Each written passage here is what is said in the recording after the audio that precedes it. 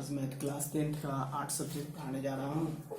उसमें question answer है first chapter का। फर्स्ट चैप्टर अर्थशास्त्र का है, इकोनॉमिक्स, अर्थव्यवस्था एवं इसके इतिहास, अर्थव्यवस्था एवं इसके विकास का इतिहास। लेसन 1 का इसमें इम्पोर्टेंट क्वेश्चन जो मैं बताने जा रहा हूँ वो आप इम्पोर्टेंट क्वेश्चन आप घर पे बैठ करके अध्ययन कर सकते हैं, क्योंकि अभी लॉकडाउन चल रहा है। तो प्रश्न नंबर 1 नोट कीजिएगा। प्रश्न नंबर 1 में है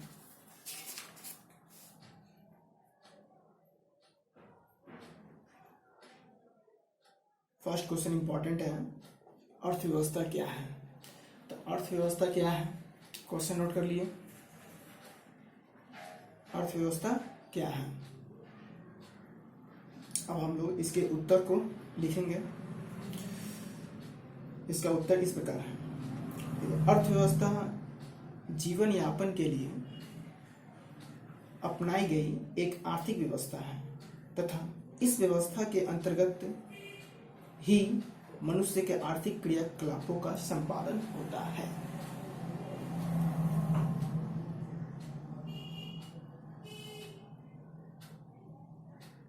फिर से मैं रिपीट करता हूँ, अर्थव्यवस्था जीवन यापन के लिए अपनाई गई एक आर्थिक व्यवस्था है तथा इस व्यवस्था के अंतर्गत ही मनुष्य के आर्थिक क्रियाकलापों का संपादन होता है। ये तो हो गया अर्थव्यवस्था क्या है। अब नेक्स्ट क्वेश्चन, क्वेश्चन नंबर 2, आर्थिक विकास से आप क्या समझते हैं। आर्थिक विकास से आप क्या समझते हैं। हाँ, इसके आंसर लिखेंगे। आर्थिक विकास वह प्रक्रिया है जिसमें किसी देश या राज्य की प्रति व्यक्ति आर्थिक विकास वह प्रक्रिया है जिसमें किसी देश या राज्य की प्रति व्यक्ति वास्तविक आय में एक लंबी अवधि तक वृद्धि होती है। राज्य की प्रति व्यक्ति वास्तविक आय में एक लंबी अवधि तक वृद्धि होती है। प्रश्न 2 हो गया। प्रश्न 3, राष्ट्रीय आय क्या है। राष्ट्रीय आय क्या है। इसका उत्तर हो जाएगा, राष्ट्रीय आय किसी देश के अंदर, राष्ट्रीय आय किसी देश के अंदर एक निश्चित अवधि में उत्पादित समस्त वस्तुओं और सेवाओं का मौद्रिक मूल्य है, जिसमें विदेशों से प्राप्त होने वाली आय भी सम्मिलित होती है। जिसमें विदेशों से प्राप्त होने वाली आय भी सम्मिलित होती है। प्रश्न 3 हो गया, राष्ट्रीय आय क्या है। प्रश्न 4, प्रश्न 4 लिखेंगे, प्रति व्यक्ति आय से आप क्या समझते हैं। प्रति व्यक्ति आय से आप क्या समझते हैं। इसका आंसर लिखिए, बहुत छोटा सा है। ये जितने भी प्रश्न लिखा रहे हैं ना, ये सभी लेसन 1 का अति लघु का प्रश्न उत्तर है। अति लघु का है, अति लघु। हाँ, तो ये हो गया प्रति व्यक्ति आय से आप क्या समझते हैं। इसके उत्तर को लिखिएगा। किसी देश की कुल राष्ट्रीय आय में, किसी देश की कुल राष्ट्रीय आय में कुल जनसंख्या से भाग देने पर जो भागफल आता है उसे प्रति व्यक्ति आय कहते हैं। उसे प्रति व्यक्ति आय कहते हैं। फिर से, किसी देश की कुल राष्ट्रीय आय में कुल जनसंख्या से भाग देने पर जो भागफल आता है उसे प्रति व्यक्ति आय कहते हैं।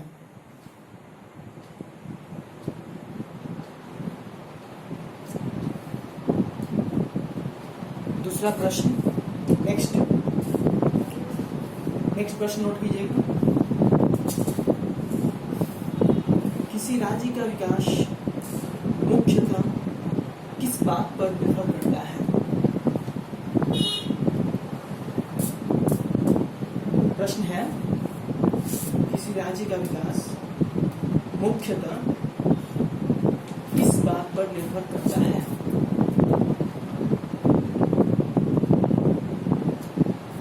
इसका आंसर लिखिए। शुद्ध राज्य घरेलू उत्पाद, शुद्ध राज्य घरेलू उत्पाद किसी राज्य का विकास मुख्यतः आर्थिक कारकों जैसे प्राकृतिक संसाधन, पूंजी निर्माण, तकनीकी विकास, मानवीय संसाधन तथा गैर आर्थिक कारकों, राजनैतिक, सामाजिक एवं धार्मिक पर निर्भर करता है।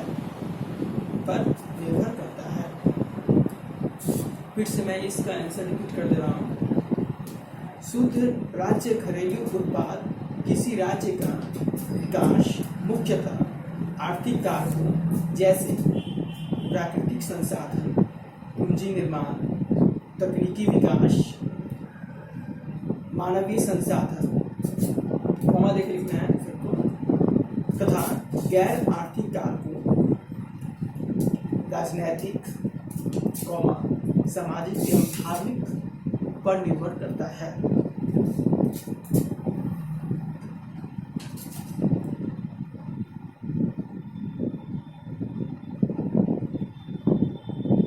नेक्स्ट प्रश्न हो जाएगा, बिहार में शिक्षा और स्वास्थ्य सेवाओं का स्तर क्या है? बिहार में शिक्षा और स्वास्थ्य सेवाओं का स्तर क्या है? इसका उत्तर लिखिएगा।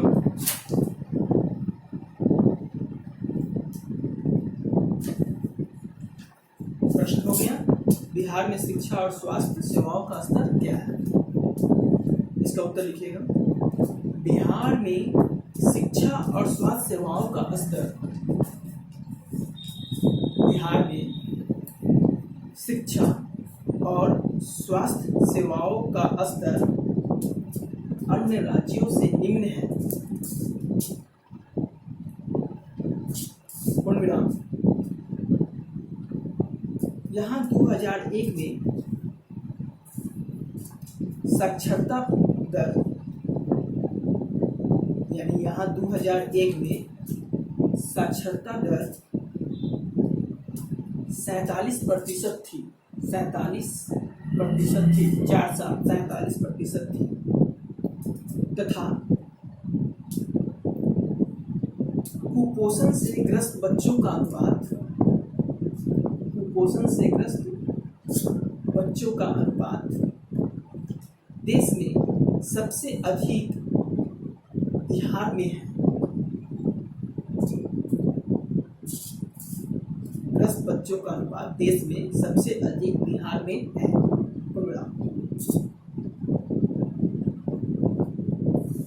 राज्य की स्वास्थ्य सेवा भी जर्जर अवस्था में है। राज्य की स्वास्थ्य सेवा भी जर्जर अवस्था में है।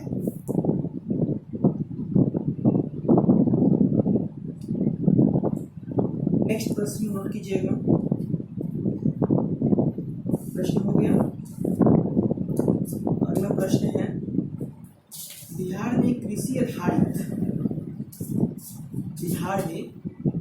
कृषि आधारित उद्योगों के विकास की संभावनाओं का उल्लेख करें। प्रश्न को मैं फिर से रिपीट कर रहा हूँ। बिहार में कृषि आधारित उद्योगों के विकास की संभावनाओं का उल्लेख करें।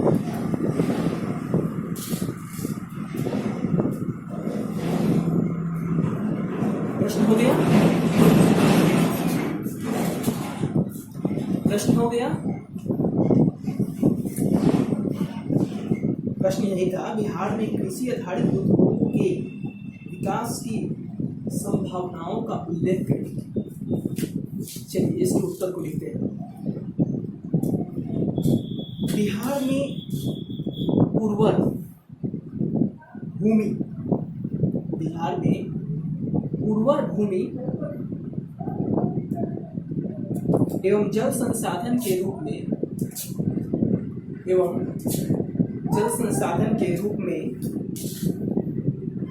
प्राकृतिक संसाधनों का विशाल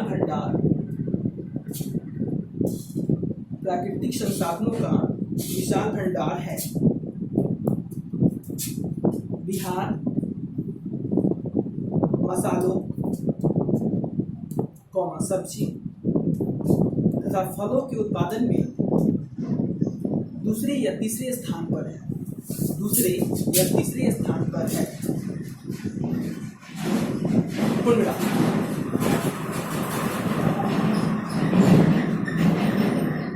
इसलिए राज्य में कृषि आधारित उद्योगों के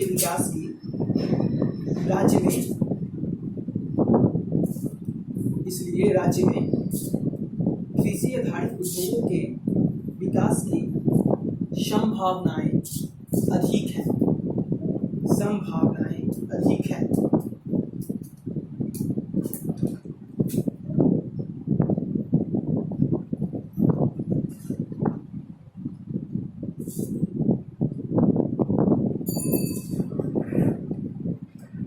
ये हो गया अति लघु का प्रश्न सब था। बुक में तो बहुत से प्रश्न हैं, बट मुझे जो इम्पोर्टेंट लग रहा है उसी को मैं बता रहा हूँ। ऐसे तो नवीकरणीय प्राकृतिक संसाधन क्या है सब बताए हुए हैं, ज्योग्राफी में ही बताए हुए हैं। गैर नवीकरणीय संसाधन से आप क्या समझते हैं, सब ज्योग्राफी में ही बताया गया है।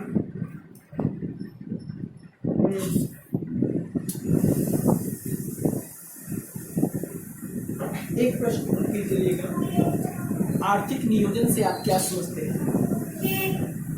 आर्थिक नियोजन से आप क्या समझते हैं? आर्थिक नियोजन से आप क्या समझते हैं? इसका उत्तर राइट कीजिएगा।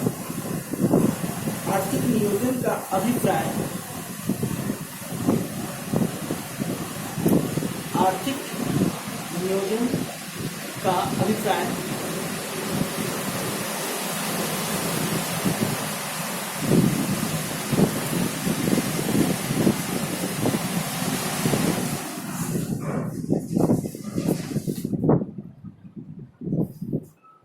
ट्रक का साउंड था, मैं फिर से रिपीट कर देता हूँ। आर्थिक नियोजन का अभिप्राय राज्य अथवा एक निर्धारित सत्ता द्वारा संपूर्ण आर्थिक एवं सामाजिक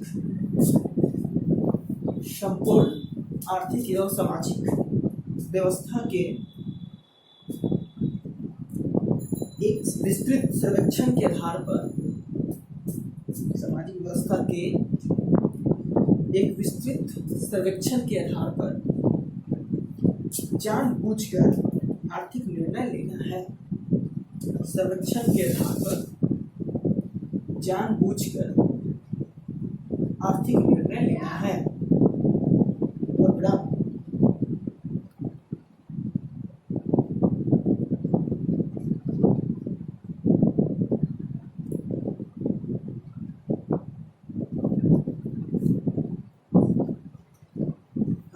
एक और प्रश्न है, सतत विकास से आप क्या समझते हैं?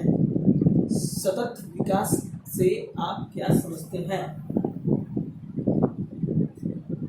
सतत विकास से आप क्या समझते हैं?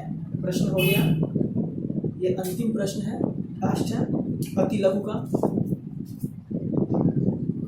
इसका आंसर ऐड कीजिएगा। सतत का अर्थ होता है टिकाऊ। लिखिए, सतत अथवा टिकाऊ विकास हुआ है, सतत अथवा टिकाऊ विकास हुआ है जिसमें हम भावी पीढ़ियों की आवश्यकता, भावी पीढ़ियों का मतलब जस्ट लाइक जनरेशन होता है ना, पीढ़ियों की आवश्यकता पूर्ति की क्षमता से, आवश्यकता पूर्ति की क्षमता से कोई समझौता किए बिना अपनी वर्तमान आवश्यकताओं को पूरा करते हैं, अपनी वर्तमान आवश्यकताओं को पूरा करते हैं, अपनी वर्तमान आवश्यकताओं को पूरा करते हैं। कंप्लीटेड इकोनॉमिक्स लेसन 1 का आपको अति लघु लिखाया गया है।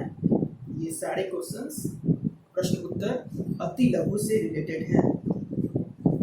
आप इसे बढ़िया से लिख लीजिएगा अपने कॉपी में, और कल लघु उत्तरीय चलेंगे इकोनॉमिक्स का। देखिए कल इस मतलब कि हम लोग 18 मार्च तक पढ़ाए हुए थे, तो 18 मार्च तक हम लोगों ने क्या पढ़ा, जियोग्राफी पढ़ा था, और जियोग्राफी, पॉलिटिकल साइंस, हिस्ट्री, नहीं ये सब पढ़े थे। तो उसमें 4 लेसन तक आई थिंक हो गया है, बट इकोनॉमिक्स नहीं हुआ था। इसलिए मैं सोचा कि इकोनॉमिक्स दिखा देता हूँ इस लॉकडाउन में। आप लोग घर पर बैठ करके इसको लिख लीजिएगा, इकोनॉमिक्स दिखाए हुए हैं। आप लोग एग्ज़ाम का मतलब प्रेशर नहीं लीजिएगा कि नेक्स्ट ईयर एग्ज़ाम है, एग्ज़ाम फरवरी में ही हो जाएगा, सिलेबस कंप्लीट नहीं हुआ है, ऐसा कोई बात नहीं है। जिस तरह से अभी आगे डेट बढ़ रहा है ना, सिलेबस बैक हो रहा है, तो मुझे लगता है कि सरकार के द्वारा एग्ज़ाम को भी आगे बढ़ाया जाए या सिलेबस में कुछ कटौती किया जाए। तो बात आगे हम लोग देखेंगे। एग्ज़ाम के लिए आप लोग टेंशन नहीं लीजिएगा, प्रेशर नहीं लीजिएगा कि हाँ एग्ज़ाम का आपको प्रेशर है, सर एग्ज़ाम होगा फरवरी में, ऐसा बात नहीं है। ठीक है, आप लोग एकदम बिंदास माइंड से आप लोग घर पे रहें, सुरक्षित रहें। जो मेरे द्वारा कुछ प्रश्न और उत्तर दिया जा रहा है उसे आप सब्जेक्ट वाइज कर लें, और घर पर रहें, सुरक्षित रहें और अध्ययन करें। घर पर बैठ के अध्ययन करें। जियोग्राफी हो गया, हिस्ट्री हो गया, पॉलिटिकल साइंस हो गया, इकोनॉमिक्स हो गया, जैसे कि प्रश्न उत्तर में लिखा दिया, और फिर आप खाली समय में बैठे हुए हैं तो आप उसको आगे जितना पढ़ाई हो गया है उसके आगे आप रीडिंग भी कर सकते हैं। रीडिंग करने के बाद में आपको अनुभव हो जाएगा। अनुभव होने के बाद में क्या होगा, प्रश्न उत्तर मैं लिखाऊंगा तो हाँ आपको समझ में आएगा कि हाँ, इसीलिए तो पहले हम लोग यहाँ क्लास में क्या उसको रीडिंग दिया जाता है, पढ़ाया जाता है, समझाया जाता है, मेमोरी और फैक्ट्स बताया जाता है, तब उसके बाद में प्रश्न उत्तर लिखाया जाता है। प्रश्न उत्तर लिखाने के बाद में ऑब्जेक्टिव वगैरह सब हो गया, वो सब सुना जाता है। तो अभी तो मैं सिर्फ प्रश्न उत्तर दे रहा हूँ, आप लोग रीडिंग घर पे बैठ कर इकोनॉमिक्स लेसन 1 का करेंगे। ठीक है, दिस इज व्हाट इकोनॉमिक्स हो गया, आप उसको घर पर बैठ कर रीडिंग कीजिएगा। और बाकी जो नहीं समझ में आता है तो उसको है ना, हम संडे को जैसे लॉकडाउन हट जाएगा तो संडे के संडे बुला करके उसको अलग से समय देंगे, 1 घंटा नहीं 2 घंटा समय देंगे, और उसके बाद से आप लोगों का जितना भी कंफ्यूजन है, जितने भी मतलब अंदर कठिनाई है, प्रॉब्लम है, सबको मतलब बाहर किया जाएगा और मैं उसका समाधान कर दूँगा। जितने भी प्रॉब्लम आते हैं सबका मैं सॉल्यूशन निकालूंगा। आप लोग चिंतित ना हो, घर पर रहें, सुरक्षित रहें और अध्ययन करें। Okay, thank you for watching, have a good day.